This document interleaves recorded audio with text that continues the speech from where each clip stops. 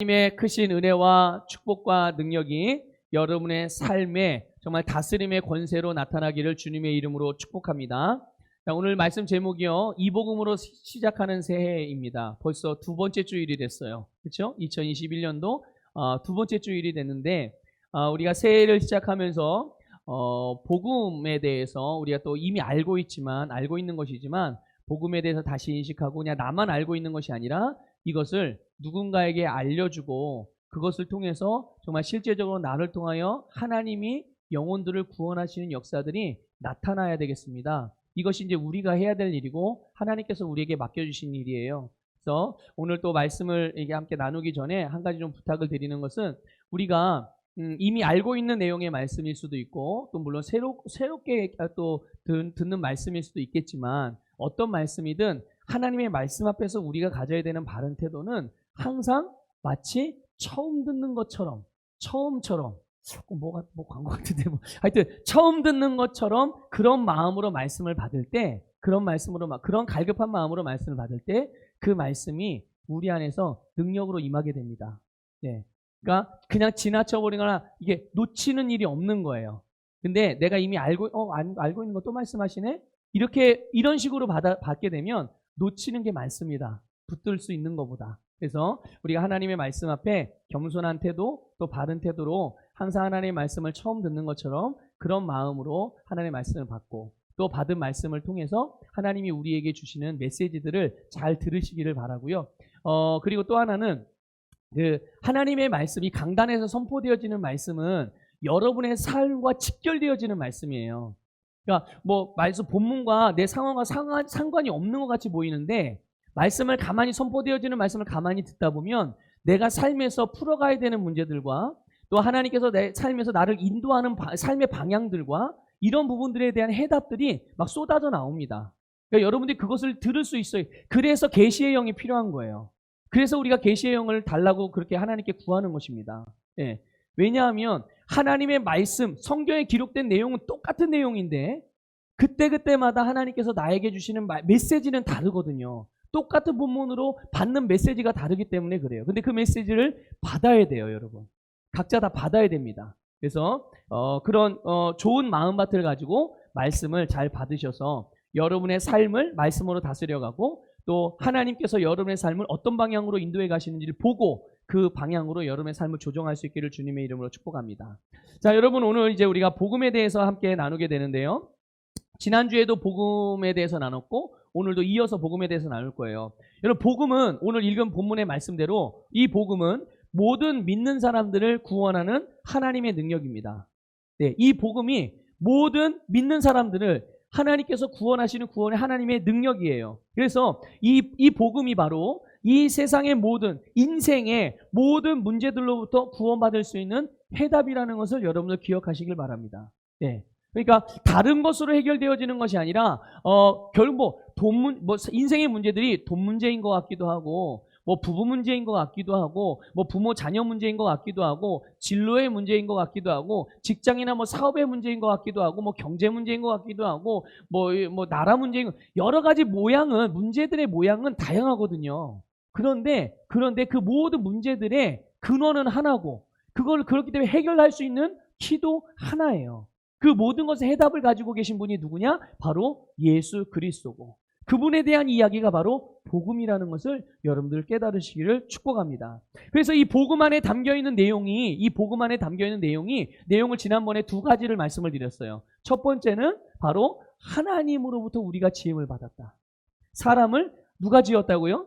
네, 하나님이 지으셔서. 근데 하나님이 지었는데 그냥 대충 이게 뚝딱뚝딱 만든 게 아니라 하나님의 형상을 따라 만들었어요. 하나님의 형상으로. 이 하나님의 형상대로 지었다는 말은 무엇입니까? 하나님을 닮은. 그러니까 사람은 이 세상에 하나님이 지으신 피조물 중에 유일하게 하나님을 닮은 존재이고 그렇기 때문에 하나님과 같이 기능할 수 있는 유일한 존재라는 것을 깨달으시길 축복합니다. 여러분 이거 남 얘기하는 게 아니에요. 여러분을 얘기하는 거예요.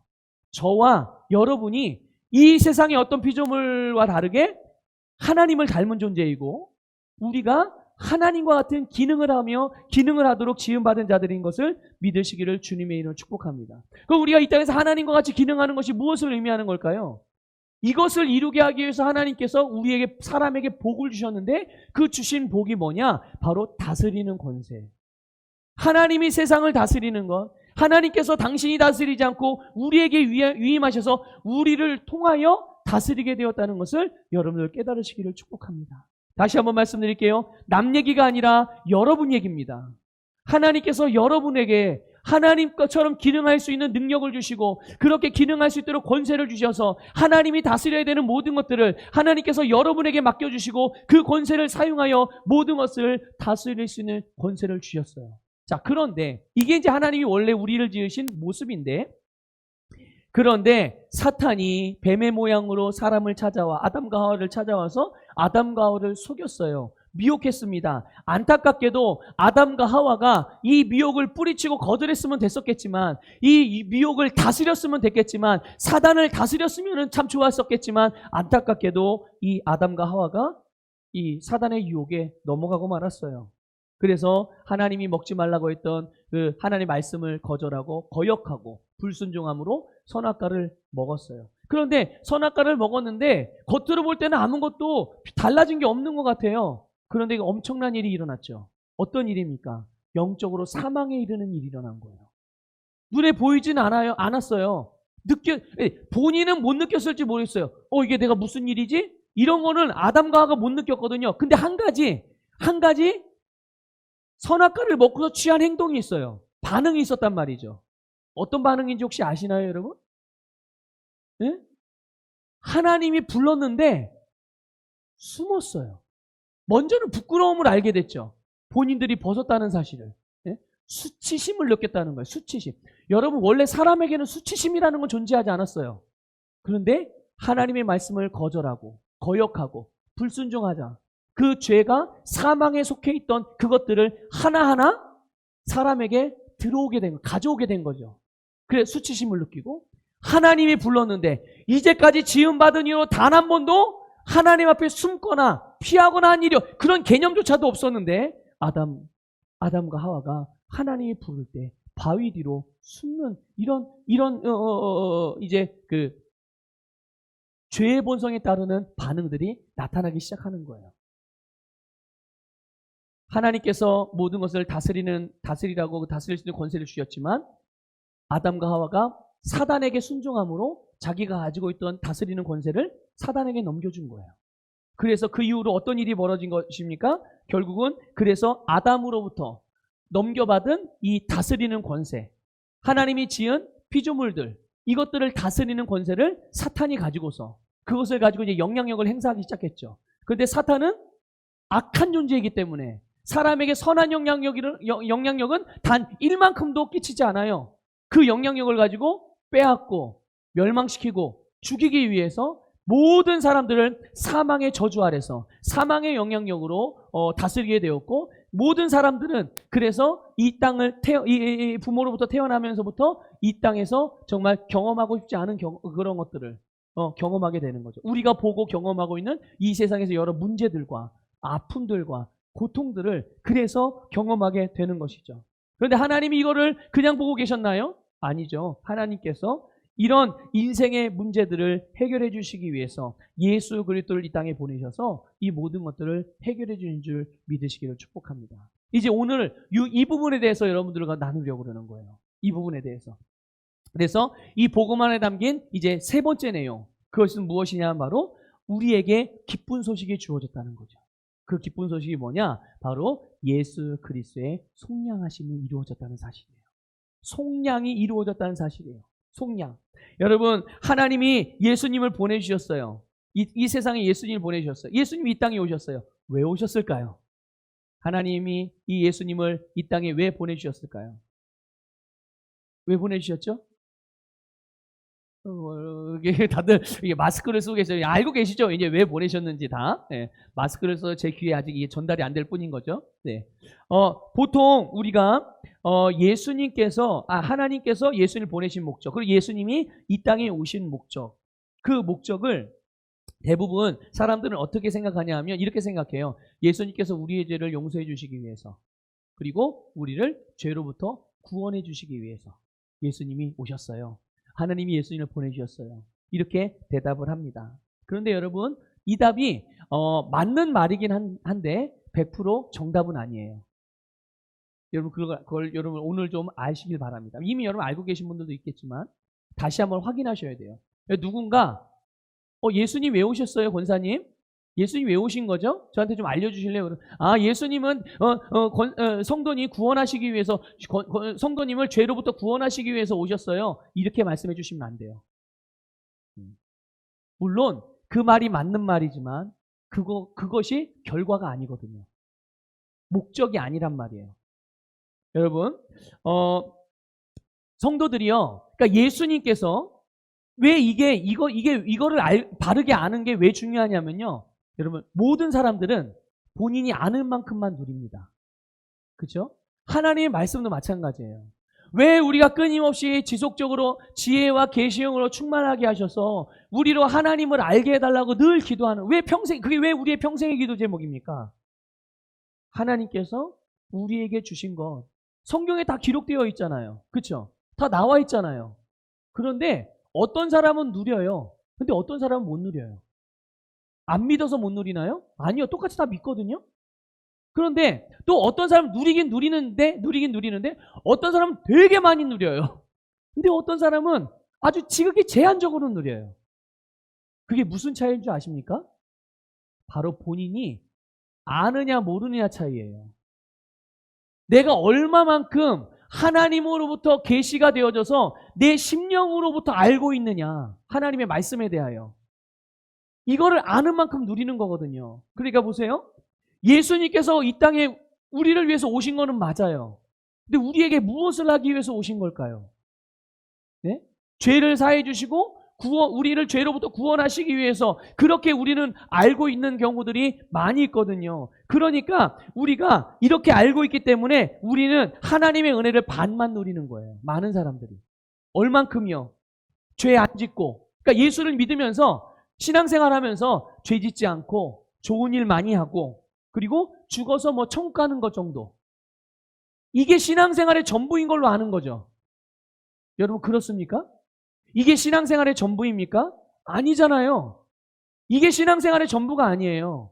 이것은 시작에 불과한 것입니다. 신앙생활의 시작이에요. 그러니까 성도들이 이렇게 예수님은 우리를 죄로부터 구원하시기 위해서 오셨기 때문에 이렇게 인식을 하고, 계시가 거기까지밖에 없으니까 얼마만큼만 누리느냐? 죄를 안 짓는 것까지만 누리는 거예요.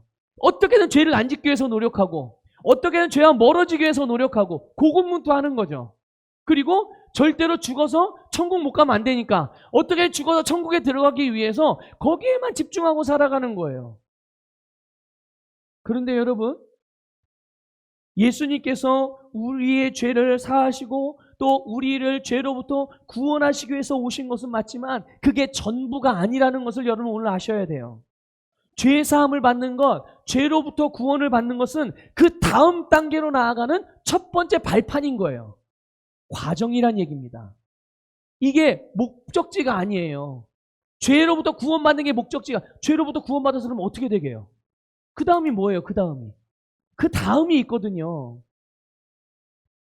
그러니까 이 과정이 있고 그것이 시작인데, 과정과 시작을 마치 목적지인 줄 알고서 거기에 머물러 있으면 가슴을 치는 일이 생기는 거예요. 답답한 거죠. 답답한 거. 예? 하나님이 준비한 건 이만큼인데 요만큼만 누리고 있으니까 이게 얼마나 안타까운 일입니까? 여러분, 예수님께서 이 땅에 오신 목적, 예수님께서 우리를 위해서 오신 이유는 우리의 죄를 사해 주셔서, 우리를 죄로부터 구원해 주셔서 그 다음 단계, 그게 무엇일까요?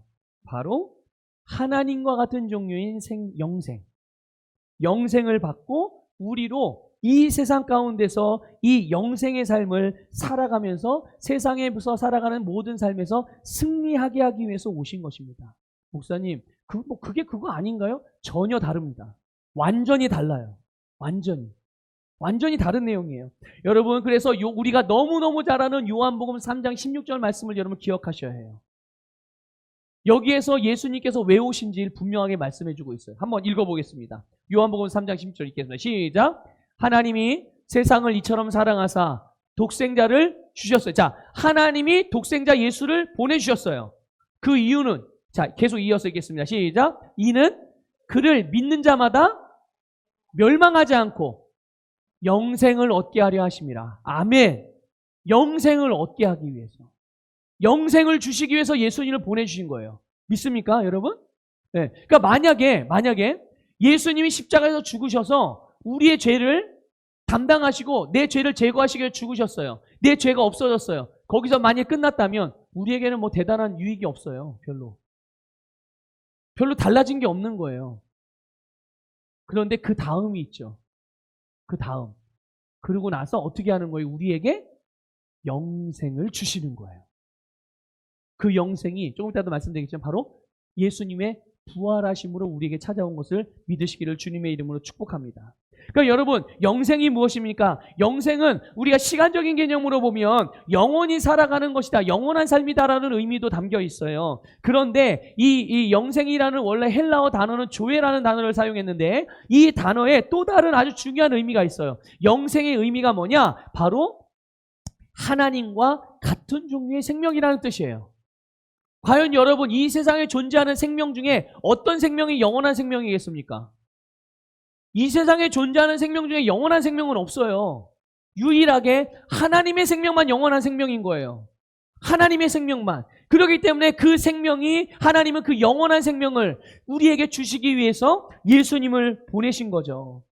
그래서 누구든지 예수 그리스도를 믿는 자는 이 영생을 얻음으로 멸망하지 않고 사망에 이르지 않고 지옥에 가지 않는 것은 물론이거니와 이 세상에서도 멸망에 속한 모든 삶의 문제들, 여러분, 세상에서 사람들을 멸망으로 이끌어가는 문제들이 무엇이 있겠습니까? 질병의 문제도 그렇죠. 또 물질의 가난의 문제도 그래요.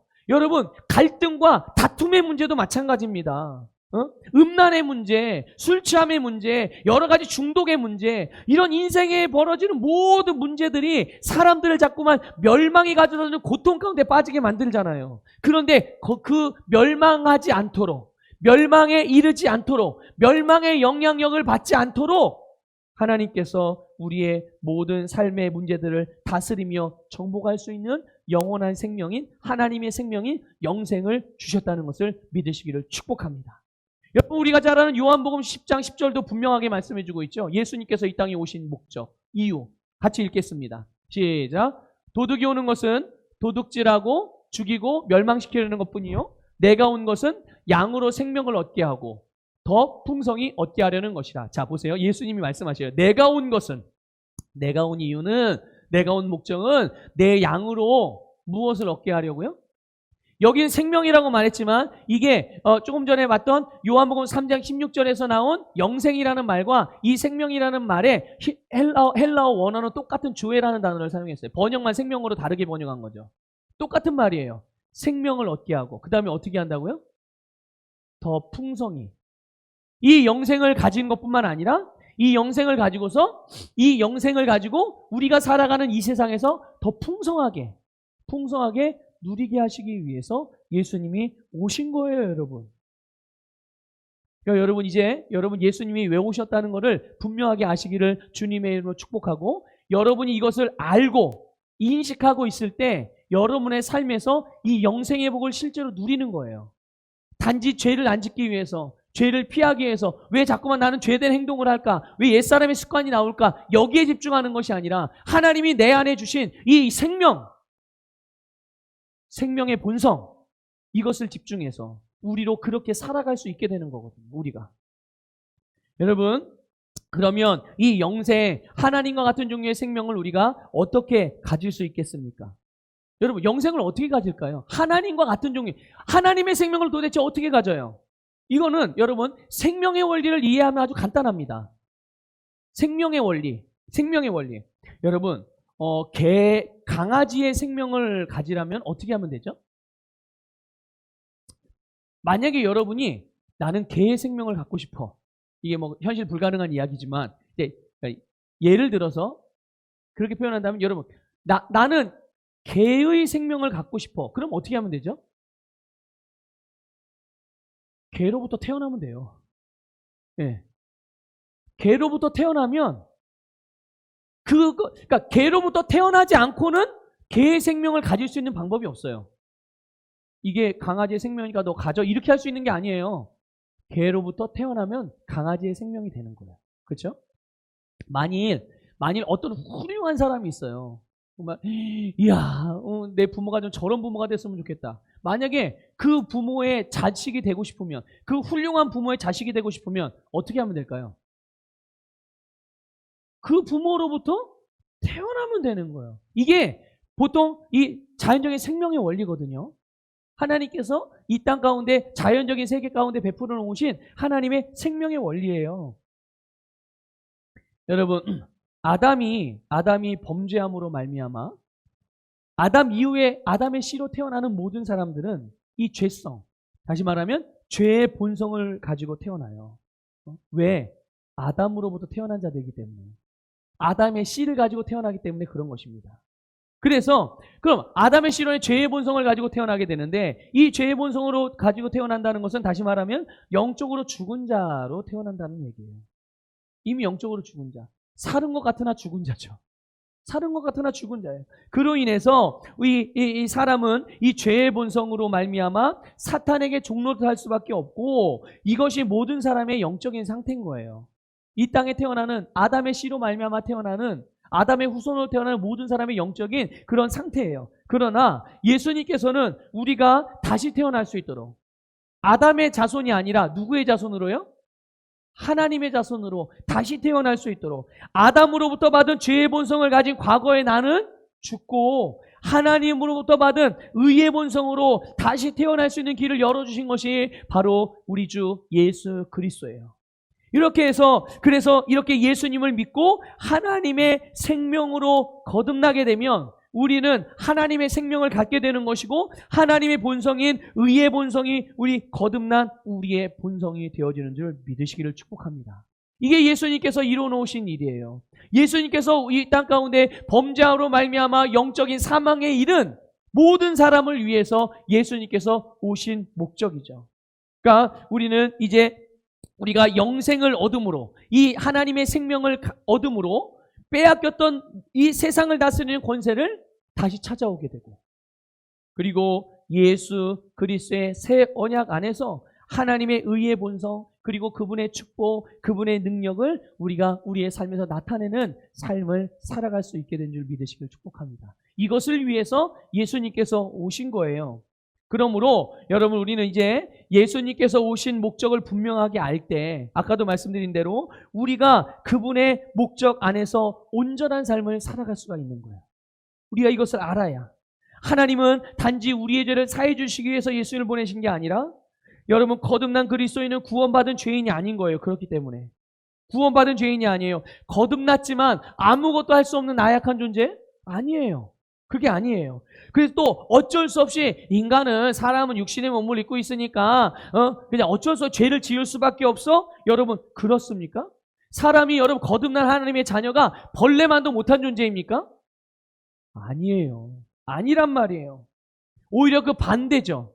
오히려 그 반대인 거예요. 여러분, 거듭난 성도들은 구약 성도들이나 거듭나지 않은 죄의 본성으로 살아가는 사람들이 할 수 없는 그런 일들을 바로 할 수 있는 사람들이 바로 거듭난 하나님의 자녀들인 것을 믿으시길 축복합니다. 그것을 하게 하기 위해서 예수님이 오신 거라니까요. 여러분, 그러면 이제 예수님께서 우리에게 죄를 제거해 주시고 영생을 주시기 위한 이 목적이 어떤 과정을 통해서 이루어졌는지, 물론 우리가 알고 있지만 이 원리를 여러분 알고서 계셔야, 이 원리를, 그래요, 예수님이 오셔서 우리에게 영생을 주시고 그 영생의 복으로 이 세상의 모든 삶을 다스리며 정복하기 위해서 오셨군요. 근데 그게 어떻게 해서, 그러니까 예수님이 오셨다고 해서 그게 그렇게 되는 건가요? 그 원리를 알아야 돼요. 그 원리를 어떻게 해서. 지금 좀 전에 복음에 담겨있는 세 번째 주제를 지금 말씀드리고 있어요. 이게 무엇입니까? 지금 말씀드리고 있는 주제가 예수 그리스도의 속량이에요. 속량에 대해서 말씀을 드리고 있는 거예요. 여러분, 바로 우리에게 영생을 주시기 위한 이 예수님이 오신 목적이요, 이 예수님의 속량의 사역을 통해서 우리에게 이루어지게 된 거예요. 이 사역을 통해서 우리의 영생이 주어지게 된 것입니다. 자, 여러분 속량이라는 말 뜻이 무엇인지 알고 계십니까? 속량이라는 말은 값을 주고 되사다라는 의미예요. 대신 빚을 갚아주고, 빚을 갚아주고 그 빚으로부터 자유하게 주는 게 바로 이 속량이라는 의미거든요. 그러니까 예수님께서 우리가 치러야 될 값이 있어요. 내가 치러야 될 죄값, 내가 가지고 태어난 죄의 본성에 대한 값. 그 값을 예수님이 대신 치러주시고 나를 하나님의 것으로 되사오신 거예요. 이해가 되세요? 자, 여기까지 이해가 되십니까, 여러분? 네. 그런데 그래서 여러분 보세요. 그럼 어떤 값? 죄값이 도대체 얼마길래? 죄값이 도대체 얼마길래 예수님께 나를 위해서 대신 치러주셨는가? 그 죄값을 로마서 6장 23절에선 이렇게 말씀하고 있어요. 죄의 삭은 사망이요. 사망이 죄에 대한 결과래요. 그러니까 죄의 값을 치르기 위해서는, 그러니까 사람이 왜 죽어요? 왜 영적으로 죽습니까? 왜 육신이 죽게 된 겁니까? 죄값을 치르는 거예요. 그 죽음으로. 그러니까 죄의 결과는 죽음인데 우리가 죄를 지을 때 여러분 보세요. 그러면 죄로 인해서 사람에게 사망이 오고 죄로 인해 사람이 죽게 된 거구나. 그럼 죄를 지으면 당연히 죄값을 죽음으로 치러야 되는 게 맞는 거죠. 그래서 이렇게 생각하죠. 우리가 이 부분을 좀 잘 이해해야 되는데 뭐냐 하면 여러분 우리가 그럼 죄를 지으면 어떻게 돼요? 사람이 죄를 지으면 죄값을 치러야 되잖아요. 그렇죠? 근데 많은 사람들이 그렇게 생각하거든요. 우리가 죄를 지으면 하나님이, 그러니까 죄값은 사망이니까 하나님이 나를 죽인다라고 생각해요. 죄를 지어서 하나님이 사람을 죽이시는 거야. 멸망하게 하는 거야. 심판해서 지옥으로 보내는 거야. 이렇게 생각을 한단 말이죠. 그런데 여러분, 하나님이 우리가 죄를 지었을 때 하나님이 나를 죽이는 게 아니에요. 그게 아니라 죄를 지으면 어떤 일이 벌어지냐? 통로가 열립니다. 어떤 통로가 열릴까요? 사단이 우리의 삶에 들어오는 통로가 열려요. 내게 들어오는 통로가 열린단 말이에요. 그리고 사단은 악한 존재이기 때문에 사단이 우리의 삶에 들어오게 되면 어떤 일이 일어날까요? 사단의 본성을 따라 우리의 것을 빼앗고 우리의 것을 죽이고 우리를 멸망하게끔 그런 사망의 저주의 영향력을 우리의 삶에 계속 행사하게 되는 거예요. 죄를 짓게 되면. 그러니까 여러분 죄를 지을 때 죄의 결과로 사망이 오게 된 건데 그 사망은 하나님이 주는 겁니까? 사탄이 주는 겁니까? 사탄이 주는 거예요. 여러분 이걸 정확하게 명확하게 알고 계셔야 됩니다. 그런데 이렇게 된 거죠. 그런데 보세요. 로마서 5장 12절 말씀을 보십시오. 로마서 5장 12절 말씀 같이 읽겠습니다. 같이 읽습니다. 시작. 그러므로 한 사람으로 말미암아 죄가 세상에 들어오고 죄로 말미암아 사망이 들어왔나니 이와 같이 모든 사람이 죄를 지었으므로 사망이 모든 사람에게 이르렀느니라. 아멘. 그러니까 이 땅에 육신의 부모를 통해서 태어나는 모든 사람들이 이 사망으로부터 벗어나는 사람은 있다 없다? 아무도 없는 거예요. 아담으로 말미암아 모든 사람은 이 사망의 저주 아래 있는 거죠. 그런데 여러분 아담의 범죄 이후 사망의 지배 아래 있던 우리의 죄값을 예수님이 대신 치러주시고 우리를 되사신 거예요. 여러분 이 결과로 우리에게 영생이 주어졌다는 것을 믿으시기를 주님의 이름으로 축복합니다. 그러니까 영생은 예수님의 십자가에서의 대속의 사역의 결과로 우리에게 주어지게 된 거예요. 자, 그래서 이 부분에 있어서 그래서 예수님이 동정녀 마리아에게서 성령으로 잉태되어 태어나신 것이 너무나도 중요한 진리라는 것을 여러분 아셔야 됩니다. 네. 여러분 모든 사람은 죄의 본성을 가지고 태어나요. 근데 예수님만 죄의 본성이 아니라 의의 본성으로 태어나셨어요. 그 차이가 무슨 차이일까요? 뭐가 달랐을까요? 모든 사람은 아담의 씨로 태어났어요. 그러나 예수님만큼은 아담의 씨로 태어나지 않았어요. 그렇죠? 누구의 씨로 태어났죠? 성령으로 말미암아 잉태되었어요. 이 세상의 모든 사람들은 남자를 통하여 아담을 통하여 아담의 씨, 죄의 본성을 가지고 있는 그 씨로 말미암아 잉태되지만 예수님은 아담의 씨가 아닌 성령으로 잉태되어 남자를 알지 못하는 동정녀 마리아의 몸을 통하여 이 땅에 오신 줄 깨달으시기를 주님의 이름으로 축복합니다.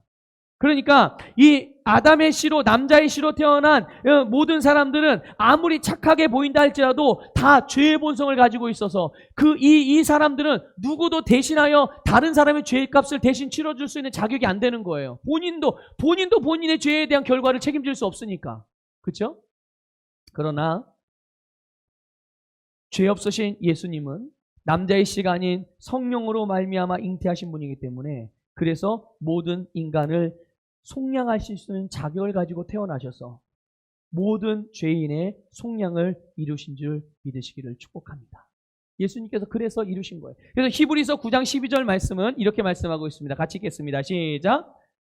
염소와 송아지의 피로 하지 아니하고 오직 자기의 피로 영원한 속죄를 이루사 단번에 성소에 들어가셨느니라. 아멘. 그러니까 예수님의 죽으심으로 말미암아 죄에 대한 하나님의 공의가 이루어진 것이고, 예수 그리스도의 피가 모든 인간의 죄값으로 대신 지불된 거예요.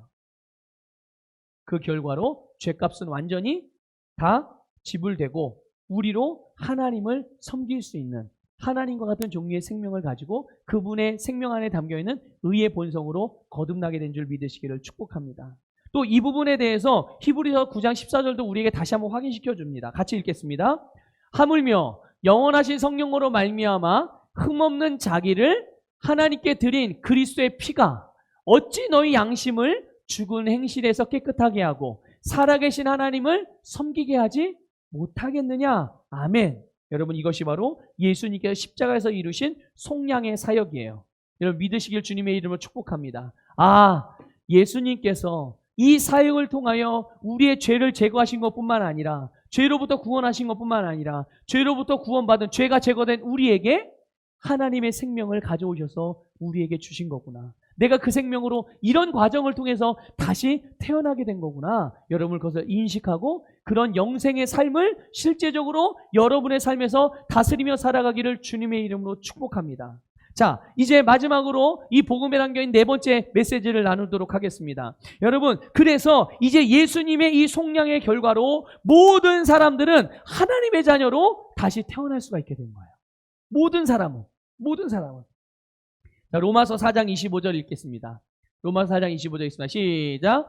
예수는 우리가 범죄한 것 때문에 내줌이 되고 또한 우리를 의롭다 하시기 위하여 살아나셨느니라. 자, 여기 보면 예수님의 두 가지 사역이 나와요.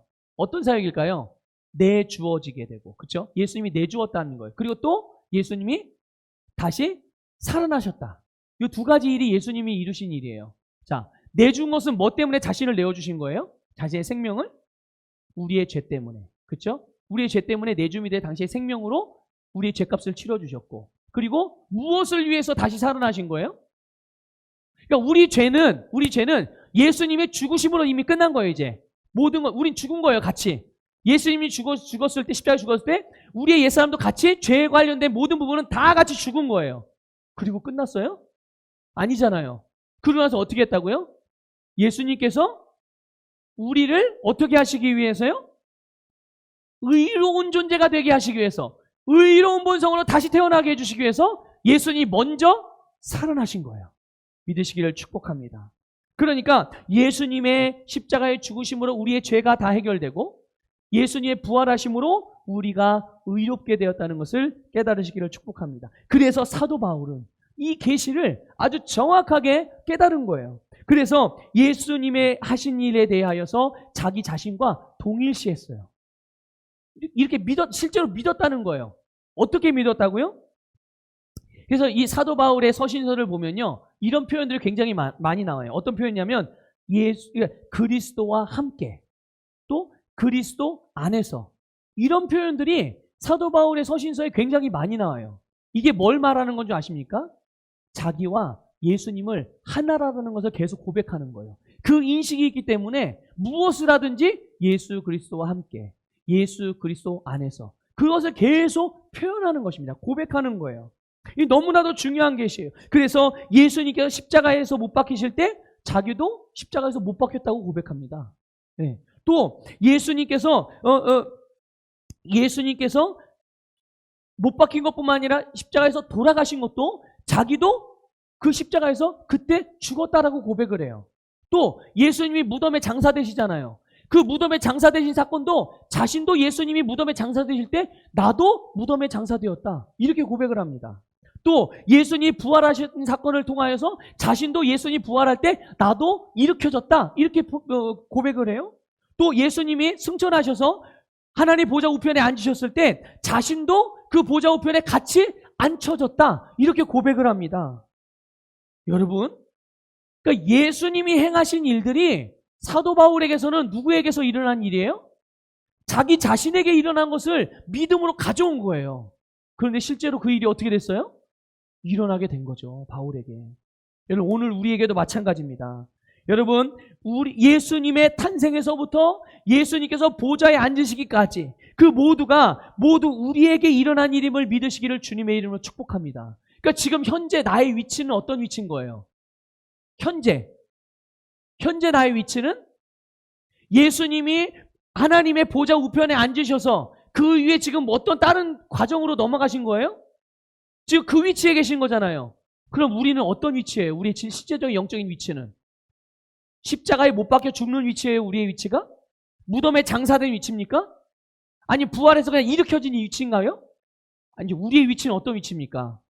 승천해서 하나님의 보좌 우편에서 예수님과 공동 상속자의 위치가 바로 지금 우리의 위치라는 것을 믿으시기를 주님의 이름으로 축복합니다. 그러니까 우리가 이 위치를 인식하고 살아가기 때문에 이 땅에서의 삶이, 이 땅에서 벌어지는 일들이 아무것도 아닌 거예요. 중요하지 않은 것은 아닙니다. 중요합니다. 그런데 그것으로 인하여서 내가 성공했다, 실패했다 말할 필요가 없는 것이고, 그것으로 인해서 내가 아파했다가 좋아했다가 그런 게 아니에요. 그거에 영향을 받지 않는다고요. 그것들을 정복하는 거예요. 그것들을 다스리는 겁니다. 하나님의 나라의 권세를 가지고, 예수님의 이름의 권세를 가지고, 하나님 보좌 우편에서 예수님과 공동상속자의 그 위치에서 우리가 이 땅을 내려다보면서 모든 문제들 하나하나를 다 예수님의 이름으로 변화시켜가는 거예요.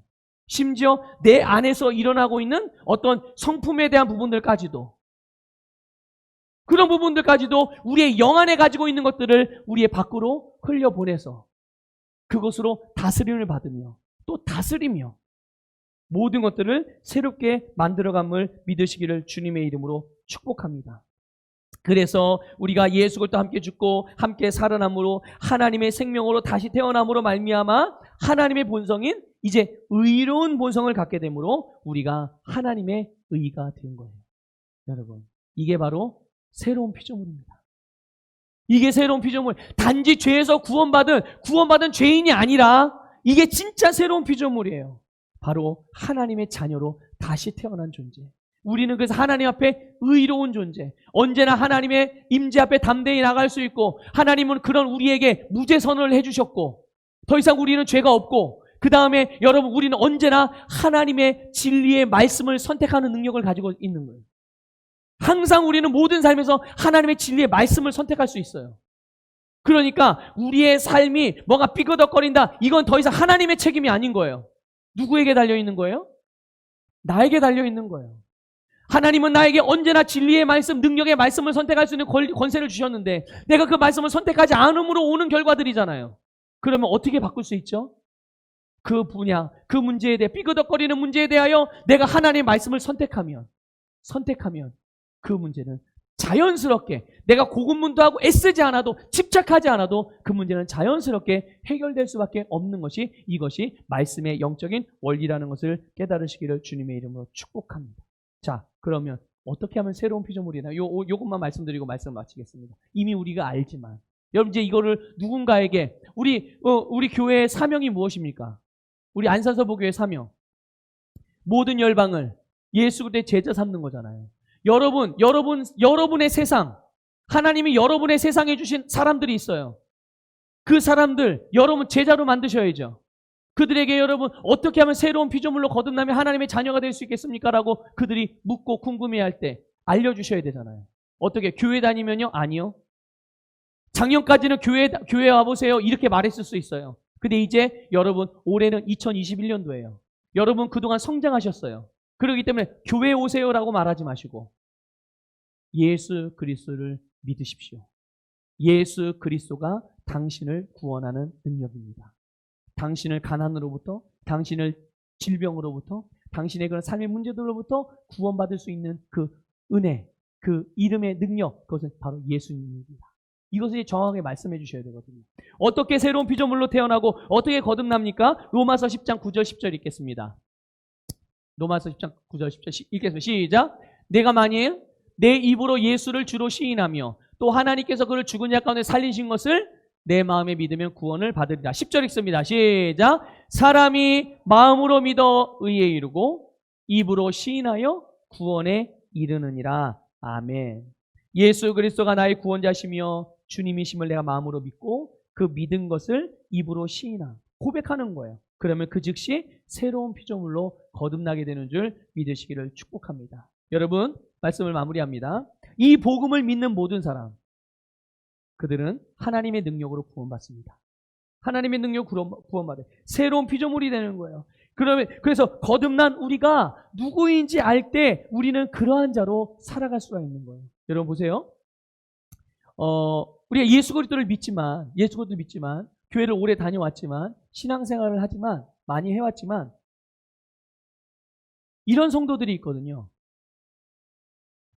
하나님이 주신 은혜들을 누리지 못하고 의무감으로 신앙생활하는 사람들이 있어요.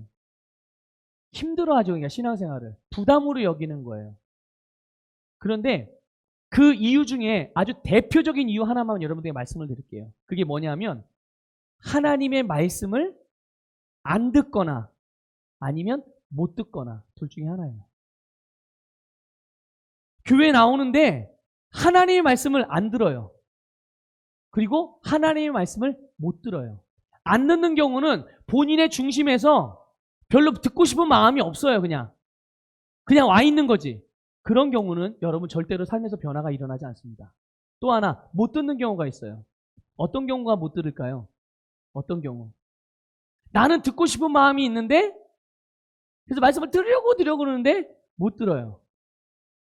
주의가 산만하다든지 아니면 몸이 되게 피곤하다든지 뭔가 마음이 다른 데 빼앗기고 있으면 그러면 못 듣는 거예요. 이건 안 듣는 거하고 좀 다른 거죠. 근데 어쨌든 못 듣는 거든 안 듣는 거든 결과는 똑같아요. 뭡니까? 성장과 변화가 없어요. 그러니까 그런 신앙이 한 주, 두 주 계속 반복이 되어지면 결국 그 사람은 계속 그 수준에 머물러 있으면서 왜 나는 안 되나? 이렇게 생각하게 되는 거예요. 여러분, 말씀을 들으십시오. 말씀은 우리를 살리는 능력이에요. 우리를 구원하는 하나님의 능력이 말씀입니다. 그러니까 말씀은 어떻게 해서는 들어야 돼요. 그래서 여러분 토요일은 또 예배가 있는 날은 예배가 있기 전날은 여러분 컨디션 조절을 하셔야 돼요. 그래서 왜 모든 초점들을 하나님과의 관계에 초점을 맞출까요? 하나님이 주시는 최상의 것들을 누리고 최상의 권세를 사용하여 최고의 삶을 살아가기 위해서 모든 스케줄이며 내 컨디션이며 모든 것들을 하나님과의 관계에 초점을 맞추는 거예요. 내가 기도를 해야 된다는 거 알아요. 나 기도해야지 하는데 몸이 너무 피곤해요. 그럼 기도할 수 있어요? 못해요? 기도 못하죠. 어떤 마음이 들어요? 그래서 오늘은 그만하고 자자. 이런 생각이 든다니까요. 근데 몸이 피곤하지 않아요. 너무 상쾌해요. 그러면 어떨까요? 어떻게 해요? 기도하고자 하는 마음을 유지할 수가 있어요. 물론 육신의 것, 겉으로 드러나는 것으로 영적인 것을 온전하게 해나갈 수는 없는 거예요. 근데 영향을 받을 수 있으니까.